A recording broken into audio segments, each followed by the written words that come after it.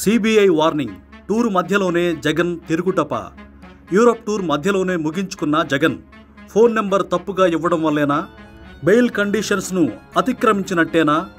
15 రోజులని చెప్పి ముందే ఎందుకొచ్చారు? వైఎస్ జగన్ కండిషనల్ బెయిల్ మీద ఉన్నారన్న విషయం గుర్తుపెట్టుకోవాలి. దేశం దాటి ఎక్కడికి వెళ్లాలన్నా సిబిఐ కోర్టు పర్మిషన్ తీసుకోవాల్సిందే. అలా వెళ్తున్నప్పుడు వ్యక్తిగత మొబైల్ నెంబర్, పర్సనల్ ఈమెయిల్ ఇచ్చి వెళ్ళాలి. ఈసారి కూడా లండన్ వెళ్లేందుకు కోర్టు అనుమతి కోరారు. కోర్టు అదే కండిషన్స్ పెట్టింది. జగన్ కూడా మొబైల్ నెంబర్ కోర్టులో ప్రొడ్యూస్ చేశారు. కానీ స్పెషల్ ఫ్లైట్లో దేశం దాటి వెళ్లిపోయిన తర్వాత జగన్ ఇచ్చింది పర్సనల్ ఫోన్ నెంబర్ కాదు అని తేలింది. వెంటనే సిబిఐ కోర్టుకు విషయం చెప్పారు. ఎందుకంటే వైఎస్ జగన్ సిబిఐ కోర్టు అండర్లోనే ఉండాలి. జగన్ తరపు న్యాయవాదికి కూడా నోటీసులు ఇచ్చింది కోర్టు. ఒక్క మొబైల్ నెంబర్కే కంగారు పడిపోవాలా? ఏం జగన్ తిరిగి రారా అని అనుకోవడానికి లేదు. ఖచ్చితంగా సీరియస్గా తీసుకోవాల్సిందే. మొబైల్ నెంబర్, ఫోన్లో ఉండే ఓఎస్, గూగుల్ టేకౌట్ వీటి ద్వారానే విచారణ జరుగుతున్న రోజులివి. కేసును కీలక మలుపు తిప్పడానికి ఒక్క అవకాశం చాలు. అందుకే కండిషనల్ బెయిల్ ఇచ్చింది కోర్టు.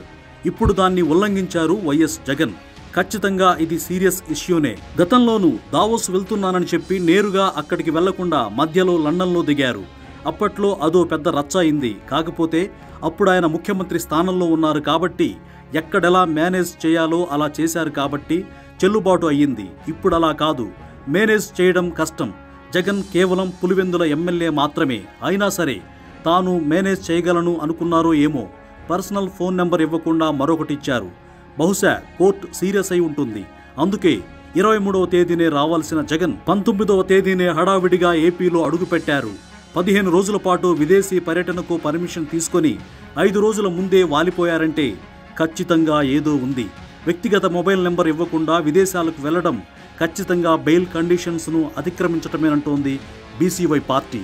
అసలు నెంబర్ ఇవ్వగానే దాన్ని చెక్ చేసుకోకుండా ఫ్లైట్ ఎక్కి దేశం దాటిన తర్వాత చూసుకోవడమేంటని ప్రశ్నిస్తున్నారు బీసీవై పార్టీ అధినేత బోడే రామచంద్ర యాదవ్. ఏకంగా కేసునే తారుమారు చేయగల ఇలాంటి ఈ విషయాన్ని సీరియస్గా తీసుకోవాలని భారత చైతన్య యోజన పార్టీ డిమాండ్ చేస్తోంది.